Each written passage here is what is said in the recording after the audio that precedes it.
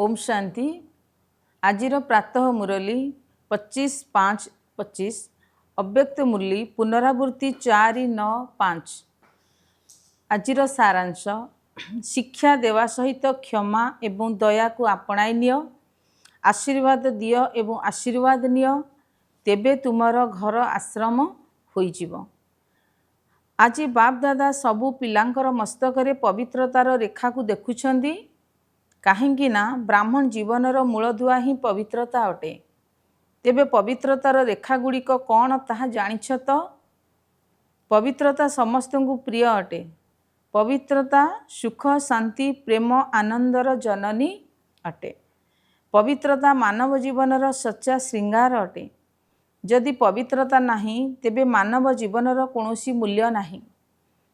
जेपरि तुमे माने देखुछ देवता माने पवित्र अटंती, सेथिपाई ही सेमाने माननीय एवं पूजनीय अटंती। पवित्रता नथिबा कारणरू मानव जीवन कौन होई जाइछि ताहा तो तुमे माने आजिकाली देखुछ। बाप दादा तुम समस्त को ब्राह्मण जन्मर वरदान यह ही देइछंदी, पवित्र भव जोगी भव। जो आत्मा भितर पवित्रता रही तार चालीचलन चेहरा चमकु थाए, तेणु पवित्रता ही जीवन को श्रेष्ठ करि थाए। वास्तव में तुम पिलामानंकर आदि स्वरूप ही पवित्रता अटे। अनादि स्वरूप मध्य पवित्रता अटे। एही बड़ी पवित्र आत्मा मानंकर विशेषता है सेमानक जीवन रे सदा सर्वदा पवित्रतार व्यक्तित्व देखा जाई थाए। पवित्रतार रियलिटी अर्थात वास्तविकता एवं पवित्रतार रॉयल्टी अर्थात राजकीयता सेमानंकर चेहरा एवं चालीचलन रे देखा जाई थाए। यही सबू पवित्रतार रेखा गुड़िक ही जीवनर श्रृंगार अटे। तेणु पवित्रतार रियलिटी अर्थात वास्तविकता बा सत्यता है मु अनादि आदि स्वरूप पवित्र आत्मा अटे। यही स्मृति द्वारा स्थिति समर्थ हो जाए। रॉयल्टी अर्थात राजकीयता। राजकीयता है निजे मध्य सर्वदा समान रहिबा एवं समस्त को सम्मान दे चलाइबा एवं पर्सनालिटी अर्थात व्यक्तित्व। व्यक्तित्व है सर्वदा संतुष्टता एवं प्रसन्नता कायम रही। निजे मध्य संतुष्ट रहूथिबो एवं अन्य मानकु मध्य संतुष्ट करूथिबो। तेबे पवित्रता द्वारा प्राप्ति मध्य अनेक होई थाए। बाप दादा तुम मानकु केउ केउ प्राप्ति सबु कराउछंती, केते संपत्ति रे भरपूर करिछंती ताहा तो जानिछ ना। जदि सही प्राप्ति गुड़ी को सर्वदा स्मृति रे रखिबो तेबे भरपूर होई जिवो। तेबे सर्वप्रथम संपत्ति हैला ज्ञान रूपिक संपत्ति, जहा द्वारा जीवन रे थाई मध्य दुख अशांति रु मुक्त होई जाउछ। व्यर्थ संकल्प नकारात्मक संकल्प विकल्प तथा विकर्म ठारू मध्य मुक्त होई जाउछ। जदि कोनोसी भी व्यर्थ संकल्प बा विकल्प आसुछि तेबे ज्ञानर बल द्वारा विजयी होई जाउछ। द्वितीय संपत्तिटी हैला स्मृति बा योग, जहा आधार रे शक्ति गुड़िक प्राप्त होइछि एवं सेही शक्ति गुड़िक आधार रे सर्व समस्या को सर्व विघ्न को सहजरे अतिक्रम करि जाउछ। तृतीय संपत्तिटी हैला धारणा रूपक संपत्ति, जहा आधार रे सर्वगुणर प्राप्ति हेउछि एवं चतुर्थ संपत्तिटी हैला सेवा, जहा द्वारा सेवा पाउथिबा आत्मा मानक ठारू आशीर्वाद मिलुछि एवं खुशी मध्य प्राप्त हेउछि। तेणु एतिकी गुड़िए संपत्ति बाबांग द्वारा सबु पिलांकु प्राप्त होइछि। बाबा मध्य समस्त को एकाबली ही संपत्ति देउछंती। काहाकु कम काहाकु अधिक देउनाहांती, किंतु देलावाला भितरे किंतु नेलावालांग भितरे फरक आसी जाउछि। केतक पिला तो संपत्ति को पाइबा परे ताकू खाई पी मौज मस्लिस करी संपत्ति को शेष करी देउछंती। आउ केतक पिला खाइबा पीबा मौज करिबा सहित जमा मध्य करूछंती।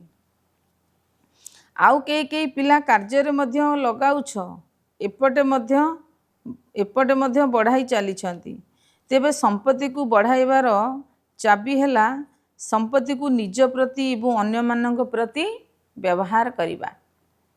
तेणु जीए व्यवहार करि थाए अर्थात कार्य रे लगाई थाए सी बढ़ाई थाए। एबे निजकु निजे पचार जे यही विशेष संपत्ति गुड़िक मो पाखरे जमा अच्छी तो कौन जमा अच्छी तो कौन करुछ कौन कहूछ हाँ ना अल्प अल्प अच्छी जहाँ पाखरे यही सब संपत्ति जमा अच्छी से सर्वदा भरपूर रही थिबो। देख कौन सी जिनिस जेतेबेले भरपूर रही थाए सेतेबेले आउ हलचल होई न थाए जदि भरपूर नुहे तेबे हलचल होई थाए दोहली थाए कौन सी भी जिनिस को जदि भल भाबरे भरी न दब तेबे ताहा हलचल हब सेई भली एठारे मध्य सर्वसंपत्ति रे जदि भरपूर नुहे तेबे हलचल हेब। तेणु सर्वदा यही निशा रहू जे बाबांकर संपत्ति मोर जन्मसिद्ध अधिकार बाबा देले तुमे माने नेल तेबे सबु संपत्ति कहार हैला तुमर होई गला ना तेबे जहाँ पाखरे संपत्ति थाए से केते निशारे रही थाए जेपरी राजार छोटिया पिलाटी मध्य राजकुमार होई थाए ताकू कौन ताकू जना मध्य न थाए जे तार बापा पाखरे कौन कौन संपत्ति अच्छी किंतु ता भितरे निशा रही थाए जे मो बापा संपत्ति अर्थात मोर संपत्ति एवं से संपत्तिर खुशी रे रही थाए।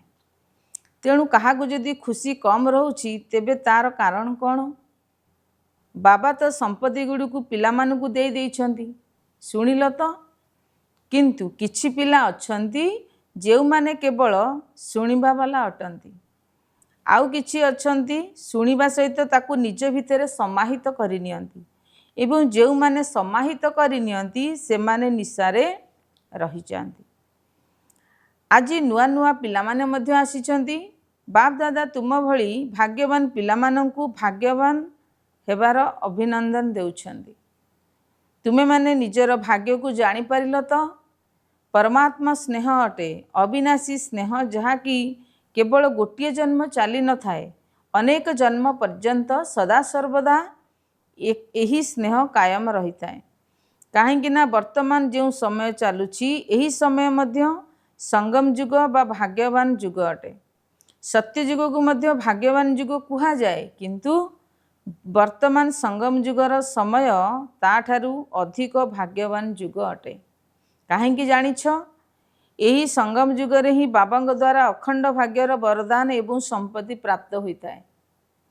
तेणु यही भली संगम युगर भाग्यवान समय रे तुमे समस्ते निजर भाग्य नेबापई एठारे पहुँची जाइछ तेबे बाप दादा पिला मानंकु गोटे बहुत सहज पुरुषार्थर विधि बताउछंती तुमे माने सहज विधि जानिबा को चाहुछ ना कष्टकर विधि तो चाहुना ना एमानकु बा पुरुणा मानंकु तो भाग्य गढ़िबार सहज विधि मिली जाइछि कौन मिली जाइछि तो तेणु तुमे माने आउ किछि भी कर नाही बा सबुठारु सहज विधि हैला गोटिए ही काम कर गोटिए काम तो करि परिबो ना हाँ कुह नचेत ना कुह कुह हाँ जी तेबे सबुठारु सहज विधि हैला अमृत बेला ठारू आरंभ करी जी भी मिलिबे समस्त को दुआ अर्थात आशीर्वाद दियो एवं आशीर्वाद नियो चाहे क्रोधी आत्मा भी तुम पाखक आसू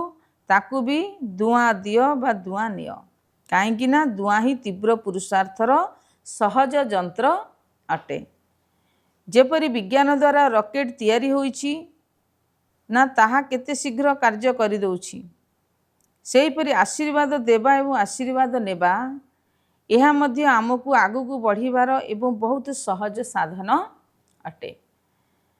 अमृत बेलारे समस्त को सहज अमृत बेलारे बाबा ठारू सहज जोग द्वारा आशीर्वाद नियो एवं सारा दिन समस्त को आशीर्वाद दियो कौन यह करिपारिबो जदि करिपारिबो तेबे हाथ उठाओ जदि कहीं तुमको बदुआ अर्थात अभिशाप देव तेबे कौन करिवो बाबांगर संतान दाता अट ना मास्टर दाता तो अट ना तेबे दातार काम कौन होता है देबा तेबे सबुठारु भल जिनस है आशीर्वाद देवा व्यक्ति जेपरी भी होइथाउ किंतु तुमर भाई बा भौणी तो अटे ना परमात्मांकर संतान तो भाई भौणी अट ना, ये परमात्मांकर संतान अटे, मोर ईश्वरीय भाई बा ईश्वरीय भौणी अटे। तेबे ताकू कौन देव, कौन अभिशाप दब कि? बाबा केबे काहाकू अभिशाप दियंती कि? केबे केते देबे, काहाकू देइछंती? हाँ किंबा ना कुह, किछि तो कुह, तेबे बहुत खुशी रे रहिबो। काहेकि जानिछ? जदि बदुआ अर्थात अभिशाप देवा वालांकू तुमे दुआ दब, तेबे तुमको देऊ बा न दऊ, किंतु तुमे ताकू दुआ दियो, तेबे दुख काहेकि लागिबो? तेणु बाप दादा एठाकू आसीथिबा सबु पिलामानंकू गोटिए वरदान देइछंती। जदि वरदान को मने रखिबो, तेबे सर्वदा खुशी रे रहिबो। कौन वरदान शुणाइबा? शुणिबो। वरदानटी हेला, जदि केही तुमको दुख देउछि, तेबे तुमे दुख नियो नाही। से देउथाउ किंतु तुमे नियो नाही। काहेकि ना नेबा वाला तो देईदेला, किंतु देबा वाला तो देईदेला, किंतु नेबा वाला तो तुमे अट ना। नेबा वाला निजे तो देबा वाला तो देबा वाला निजे तो नेबा वाला नुहे। जदि से तुमको खराब जिनस देउछि, दुख देउछि, अशांति देउछि, यह तो खराब जिनिस अटे ना। कौन तुम मानंकु दुख पसंद अटे कि? नुहे ना। तेबे ताहा तो खराब जिनिस होई गला। खराब जिनिस को कौन ग्रहण करा जाए कि? केही जदि तुमको खराब जिनिस दब, तुमे कौन नहीं जीव? नेब नाई ना। तेबे पुणी नौछ काहेकि? नहीं जाउछ ना। जदि तुमे दुख देई देउछ, नहीं नौछ, तेबे दुखी किए होउछि? तुमे होउछ ना सिए होउछि? नेबा वाला ही अधिक दुख होउछि। जदि एबे ठारू दुख नेब नाही, तेबे तुमर अधा दुख तो दूर होई गला ना। कारण नेल नाही। पुणी दुख बदले जदि तुमे ताकू दुआ दब, तेबे तो दुआ मिलिब ना। तेबे सुखी मध्य रहिबो एवं आशीर्वाद रूपी संपत्ति रे मध्य भरपूर होई चलिबो।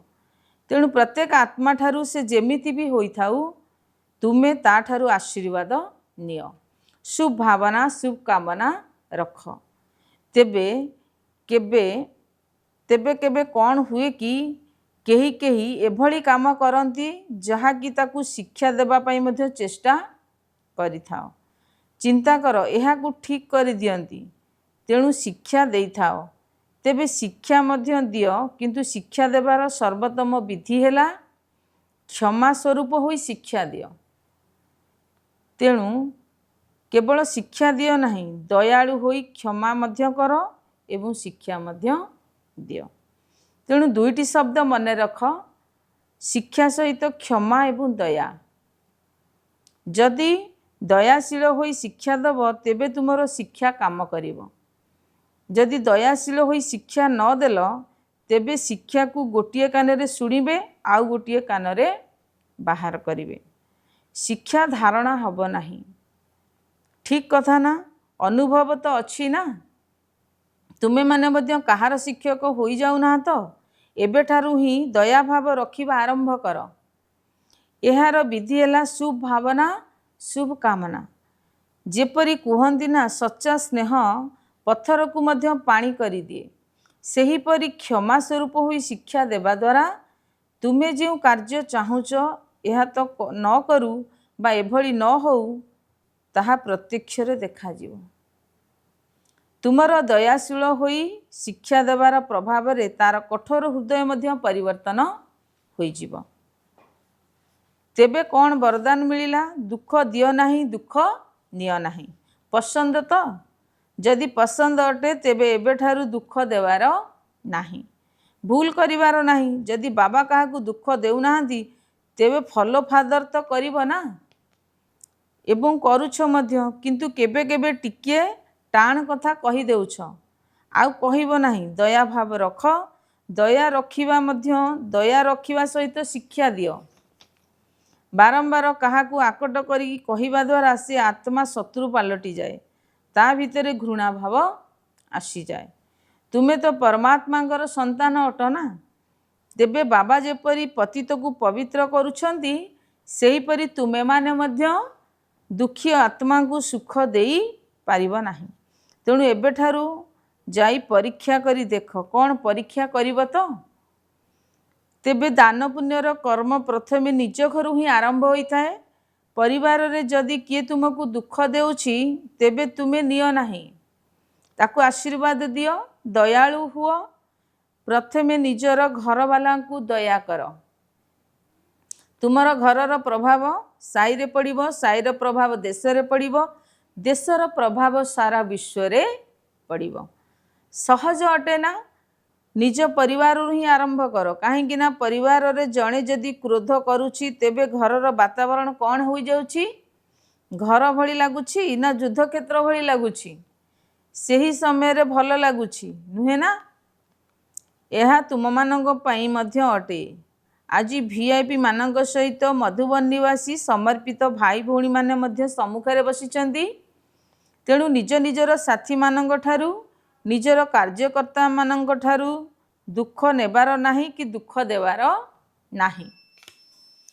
ଆଶୀର୍ବାଦ ଦିଅ, ଆଶୀର୍ବାଦ ନିଅ। ଯଦି ତୁମେ ଏଇଭଳି ସମୟରେ ଅଧିକାରର ସହିତ ଦିଲରେ ମେରା ବାବା ବୋଲି କହିବ, ପରମାତ୍ମା ବାବା, ମେରା ବାବା କହିବ, ତେବେ କଥାରେ ଅଛି ନା ପରମାତ୍ମା ସର୍ବଦା ହାଜିର ଅଟନ୍ତି। ଯଦି ତୁମେ ଦିଲର ସହିତ ଅଧିକାର ରୂପରେ ଏହିଭଳି ସମୟରେ ମେରା ବାବା କହିଲ ତେବେ ହଜୁର ବାବା ହାଜିର ହୋଇଯିବେ। ନହେଲେ ବାବା କ'ଣ ପାଇଁ ଅଛନ୍ତି? ପିଲାମାନଙ୍କ ପାଇଁ ତ ଅଟନ୍ତି ନା। ତେବେ ଅଧିକାରୀ ପିଲାମାନଙ୍କୁ ବାବା ସହଯୋଗ ଦେବେ ନାହିଁ, ଏ କଥା ହୋଇପାରିବ ନାହିଁ, ଅସମ୍ଭବ ଅଟେ। ତେଣୁ ଏଠାରୁ ନିଜକୁ ପରିବର୍ତ୍ତନ କରି ଯାଅ। ଯେପରି ଆସିଥିଲ ସେହିପରି ଯାଅ ନାହିଁ, ନିଜର ପରିବର୍ତ୍ତନ କରି ଯାଅ। କାହିଁକି ନା ଦେଖ ତୁମେମାନେ କେତେ ଧନ ଖର୍ଚ୍ଚ କରି ଏଠାକୁ ଆସିଛ। ଟିକେଟ୍ ତ ଲାଗିଛି ନା, ଖର୍ଚ୍ଚ ମଧ୍ୟ କରିଛ, ସମୟ ମଧ୍ୟ ଦେଇଛ। ତେଣୁ ତାର ମୂଲ୍ୟ ତ ରଖିବ ନା। ତାର ମୂଲ୍ୟ ହେଲା ସ୍ୱ ପରିବର୍ତ୍ତନ ପୂର୍ବରୁ ଘରର ପରିବର୍ତ୍ତନ, ତାପରେ ବିଶ୍ୱର ପରିବର୍ତ୍ତନ, ଦେଶର ପରିବର୍ତ୍ତନ। ତୁମମାନଙ୍କର ଘର ଆଶ୍ରମ ହୋଇଯାଉ। ଘର ନୁହେଁ, ଆଶ୍ରମ। ଏମିତି ବି ଶାସ୍ତ୍ର କହୁଛି ଗୃହସ୍ଥ ଆଶ୍ରମ। କିନ୍ତୁ ଆଜି ଆଶ୍ରମ ନାହିଁ। ଆଶ୍ରମ ଅଲଗା, ଘର ଅଲଗା। ତେଣୁ ଘରକୁ ଆଶ୍ରମ କର। ଆଶୀର୍ବାଦ ଦେବା ଏବଂ ନେବା ଏହା ଆଶ୍ରମର କାମ। ତୁମର ଘର ମନ୍ଦିର ହୋଇଯିବ। ମନ୍ଦିରରେ ମୂର୍ତ୍ତି କ'ଣ କରିଥାଏ? ଆଶୀର୍ବାଦ ଦେଇଥାଏ ନା। ମୂର୍ତ୍ତି ସାମ୍ନାକୁ ଯାଇ କ'ଣ କହିଥାନ୍ତି? ଆଶୀର୍ବାଦ କର, ଦୟା କର, କୃପା କର କହି ଚିତ୍କାର କରିଥାନ୍ତି ନା। ତେଣୁ ତୁମକୁ ମଧ୍ୟ କ'ଣ ଦେବାର ଅଛି? ଦୁଆ ଦିଅ, ଈଶ୍ୱରୀୟ ସ୍ନେହ ଦିଅ, ଆତ୍ମିକ ସ୍ନେହ ଦିଅ। ଶାରୀରିକ ସ୍ନେହ ନୁହେଁ, ଆତ୍ମିକ ସ୍ନେହ। ଆଜି ଯଦି କାହାର କାହା ପ୍ରତି ସ୍ନେହ ଅଛି ତେବେ ତାହା ସ୍ୱାର୍ଥର ସ୍ନେହ, ସଚ୍ଚା ହାର୍ଦ୍ଦିକ ସ୍ନେହ ନାହିଁ।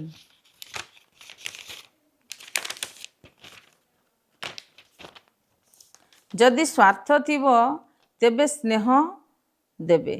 ସ୍ୱାର୍ଥ ନଥିଲେ କିଏ କାହାକୁ ପଚାରେ? ତେବେ ତୁମେମାନେ କ'ଣ କରିବ? ଆତ୍ମିକ ସ୍ନେହ ଦେବ, ଆଶୀର୍ବାଦ ଦେବ, ଦୁଃଖ ଦେବ ନାହିଁ କି ଦୁଃଖ ନେବ ନାହିଁ। ଦେଖ ତୁମମାନଙ୍କର ମିଶିବାର ସୁଯୋଗ ମିଳିଲା। ଏଥିରେ ବାପ ଦାଦା ମଧ୍ୟ ଖୁସି ହେଉଛନ୍ତି। ଏତେ ଜଣ ଯେଉଁମାନେ ବି ଆସିଛନ୍ତି ଭାରତରୁ ପ୍ରାୟ 250 ଜଣ VIP ରିଟ୍ରିଟ୍ କାର୍ଯ୍ୟକ୍ରମରେ ଭାଗ ନେବା ପାଇଁ ଆସିଛନ୍ତି, ଭାଗ ନେବା ପାଇଁ। ଏଥିରେ ଏତିକି ଘର ତ ଆଶ୍ରମ ହେବ ନା। କରିବ ତ ପକ୍କା ନା କିଛି କିଛି କଞ୍ଚା? ଯେଉଁମାନେ ଭାବୁଛନ୍ତି ଯାହା ବି ହେଇଯାଉ କିଛିଟା ସହଜ ତ କରିବାକୁ ପଡ଼ିବ ନା। ସମାହିତ କରିବାର ଶକ୍ତିକୁ କାର୍ଯ୍ୟରେ ଲଗାଇବାକୁ ପଡ଼ିବ। କିନ୍ତୁ ସହନ ଶକ୍ତିର ଫଳ ବହୁତ ମିଠା ଅଟେ। ଯଦିଓ ସହିବାକୁ ପଡ଼ୁଛି କିନ୍ତୁ ତାର ଫଳ ଅର୍ଥାତ୍ ପରିମାଣ ବହୁତ ମିଠା ହୋଇଥାଏ। ତେଣୁ ଯେଉଁମାନେ ବି ପକ୍କା ପ୍ରଣ କରୁଛନ୍ତି ପ୍ରତ୍ୟେକ ଘର ଘରକୁ ସ୍ୱର୍ଗ କରିବୁ, ମନ୍ଦିର କରିବୁ, ଆଶ୍ରମ କରିବୁ, ସେମାନେ ହାତ ଉଠାଅ। ଦେଖ, ଦେଖା ଦେଖିରେ ଉଠାଅ ନାହିଁ। କାହିଁକି ନା ପରେ ବାପ ଦାଦା ହିସାବ ନେବେ। କାହାକୁ ଦେଖି ଉଠାଅ ନାହିଁ। ସଚ୍ଚା ସଚ୍ଚା ମନର ହାତ ଉଠାଅ, ମନେ ମନେ ଉଠାଅ। ଆଚ୍ଛା ଦାଦୀମାନେ କୁହ, ଏଥିପାଇଁ ଏମାନଙ୍କୁ କେଉଁ ପୁରସ୍କାର ଦେବ? दादी कुह एते सबु घर जदि मंदिर हो जीव तेबे तुमे कौन प्राइज दब निज निजर घर लोक मानू नहीं आसबे यह तो पुरस्कार है ना यह तो काम देदेल बाबा जहाँ आज्ञा करेंगे देख प्राइज तो तुम मानू मिल जीव किछि बड़ कथा नुहे किंतु किंतु अच्छी कि किंतु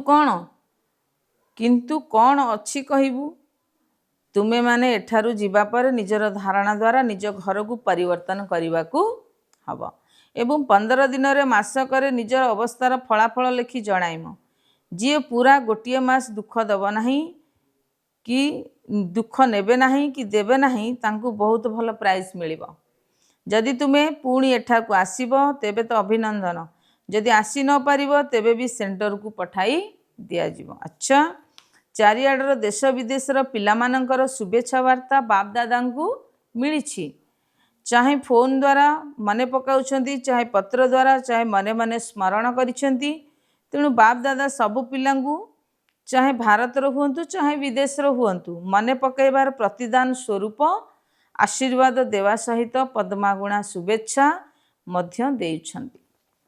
चारिआडर परमात्मा स्नेहर अधिकारी पिलामानंकु चारिआडर सर्वसंपत्ति रे भरपूर निर्विघ्न निर्विकल्प निव्यर्थ संकल्प रे रहुथिबा श्रेष्ठ आत्मा मानंकु ता सहित निजकु एवं अन्य मानकु परिवर्तन करिवार उमंग उत्साह करुथिबा सबु पिलांकु ता सहित बाप दादांकु सच्चा दिल रो समाचार देउथिबा सच्चा दिलवाला पिलामानंकु विशेष करी दिलाराम रूपरे पिता रूपरे शिक्षक रूपरे सद्गुरु रूपरे पद्मागुणा स्नेह संपन्न शुभेच्छा एवं नमस्ते। आजिर वरदान भटकु थिबा आत्मा मानकु यथार्थ लक्ष्य स्थल देखाउथिबा चैतन्य लाइट माइट हाउस हुआ अर्थात आलोक एवं शक्तिर केंद्र हुआ कौनसी भी भटकु थिबा आत्मा को यथार्थ लक्ष्य स्थल देखैबा पई चैतन्य लाइट माइट हाउस हुआ एथिपाई दुईटी कथा सर्वदा ध्यान रे रहू एक रे प्रत्येक आत्मार इच्छा को परखिबा जेपरी योग्य डाक्तर तांकु कहा जाए जी नाड़ी देखि जानी थाए सेपरी निजर परखिबार शक्ति को सर्वदा व्यवहार कर। द्वितीय रे सर्वदा निज पाखरे सर्वसंपत्तिर अनुभव को कायम रखि था सर्वदा यही लक्ष्य रख जे मते केवल शुणाइबार नहीं किंतु सर्व संबंधर सर्वगुणर अनुभव कराइबार अछि। स्लोगान अन्य मानंकु करेक्शन करिबा अर्थात भूल बाछिबा परिवर्ते एकमात्र बाबांक सहित निजर कनेक्शन को ठीक रख। अव्यक्त इशारा आत्मिक राजज्ञता सहित पवित्रतार व्यक्तित्व को धारण कर जदि निजर प्रकृत स्वरूप एवं वरदानी स्वरूप सर्वदा स्मृति रे रहिबो तेबे अपवित्रता एवं विस्मृतिर चिन्ह वर्ण समाप्त होई जीवो। विस्मृति एवं अपवित्रता कौन अटे एबे एहार अविद्या होई जीवा दरकार काहेकि ना एही संस्कार एवं स्वरूप तुम मानकर नुहे बरं तुमर पूर्व जन्मर थिला एबे तुमे माने ब्राह्मण अट यह तो शूद्र मानकर संस्कार एवं स्वरूप अटे एही भली निज ठारू भिन्न एवं अन्यर संस्कार अनुभव हेबा एहाकु कुहा जाए न्यारा एवं प्यारा अर्थात दुनिया ठारू न्यारा एवं बाबांकर प्रिय होई जीवा। ओम शांति।